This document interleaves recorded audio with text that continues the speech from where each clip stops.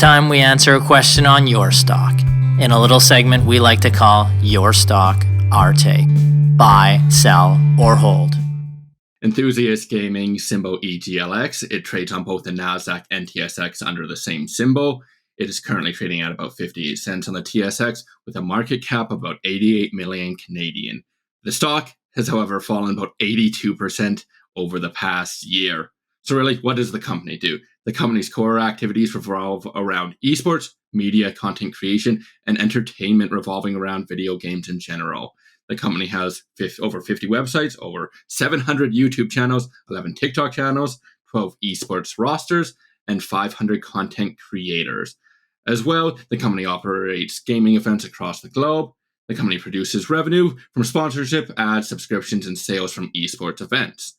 The company really likes to target the Gen Z and millennial audience, with 73% of its audience is of those two generations. So, as maybe Aaron as well. He might be into that. So, the company is quite young. It really started as a public company in 2019, and it's really pursued aggressive acquisitions over the past few years. The company grew rapidly between 2019 and 2022, but has since tapered down its acquisitions. The acquisitions, they range from their esports team Luminosity, which they acquired in 2019, to U.GG, a data-driven website for League of Legends, and more recently they expanded to Valorant and World of Warcraft. To fund these acquisitions, the company has continuously issued shares directly or in exchange for the other company. The share count has over doubled from 72 million shares to 150 million, and that initial share count was at Q2 2022, and now is Q1 2023. It would not be unlikely at this point to see the company do a rollback or share consolidation, as it will likely be delisted if they don't from the NASDAQ, as they're trading under $1 per share, and they will receive their 188 notice. So if they can't raise the 10-day average trading price above $1, you get delisted from the NASDAQ. And normally what will happen with these companies is a week before or a month before, if they know they're not going to hit it, they'll roll back their shares just to stay listed on the exchange. So with the dilution, you'd hope for the revenue to grow at least, but that's just not been the case over the past year. EGLX revenue fell 9% to $42.9 million for the first quarter of 2023. The largest segment, media and content creation, representing 83% of the revenue, fell by 15% to $35.5 million off the back of lower video views and lower CPM, which is just how much their advertisers are paying to them per click effectively. But it was partially offset by stronger growth in brand solutions, which are really those in-depth ads and sponsorships effectively. As part of its cost-cutting strategy, the company was able to increase its gross profit by quite a bit to the gross margin, to 39.1% from 28.6% in the prior year. So despite lower revenue, gross profit was able to be 24% higher at $16.8 million. So obviously that's a good sign as far as gross profit goes. But EGLX still had a net loss of $8.7 million, which is an improvement from their prior year's loss of $11 million, but that's still a long ways before they can even get near to profitability, especially given the lower revenue. So that brings me to the balance sheet. It's just weak. EGLX has a net debt position of $15 million now and a current ratio of 0.9. The company is constantly having negative operating cash flows, barring one quarter since it's been a public company. So as the expenses and liabilities play out, you see cash coming out of the company, and they will likely need to raise more capital within the next year. And their current debt is not cheap at all. They pay CDOR plus 7.5%, which is a floating rate, plus 7.5%, which the last quarter had an effective rate of debt of 11%. So if the debt is more expensive, the bottom line will be hit if they have to reissue, which they've been needing to. As well, if they were just to go the other route and go the equity route, their share price, as I said before, has dropped over 80%. So they need to issue a lot more shares to get the same bang for their buck as they did in the prior year or 2 years ago.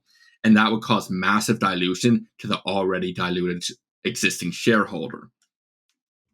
So really, our take, the company's just not close enough to profitability. With this balance sheet being weak, it's difficult to see value being created for the shareholder in the near future, if ever.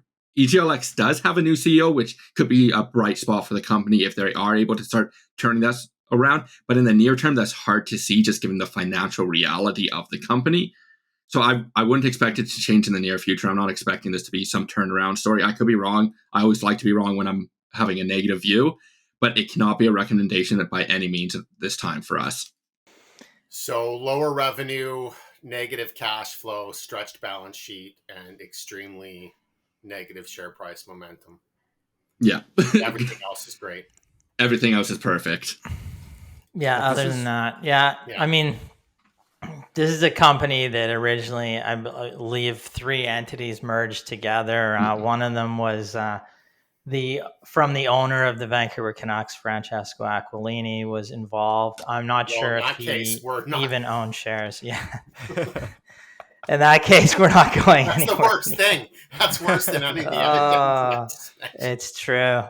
So yeah, I just for us, just looking at the fundamentals, they never made sense on this business. It was a high flyer at one point. The cash flow just hasn't been there. It had revenue growth, over, I think 2019, 11 million, 2020, 72, 2021, 164, then 2022, 202. Now it's trailing back.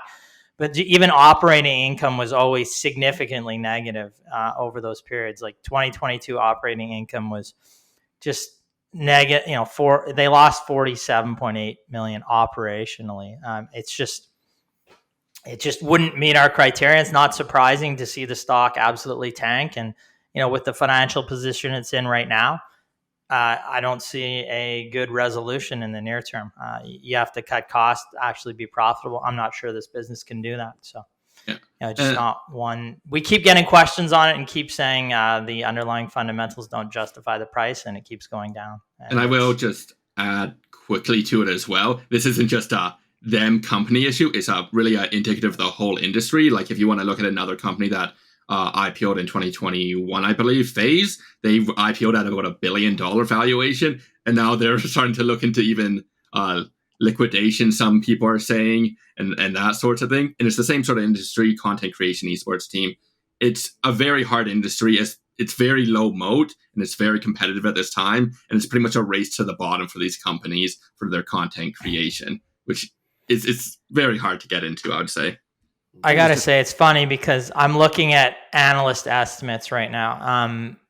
And, we just went quickly over the fundamentals of the business right there. But let's look at Canaccord is a buy right now, 350 target. Scotiabank, buy 325 target.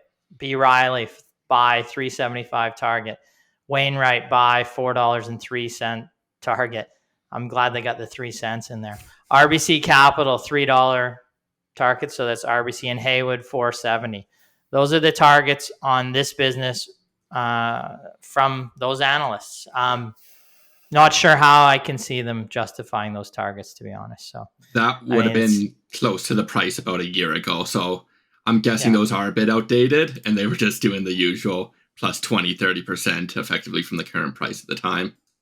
Likely. Guess. I mean, they say right here, like the date came out for the Haywood came out on the 5th, so May 15th. So not even that long ago. No, that one. Okay, I'm wrong. and the RBC is May 15th too. It's May 15th. Sorry, and so is the Wainwright one. Yeah, so that is just concerning.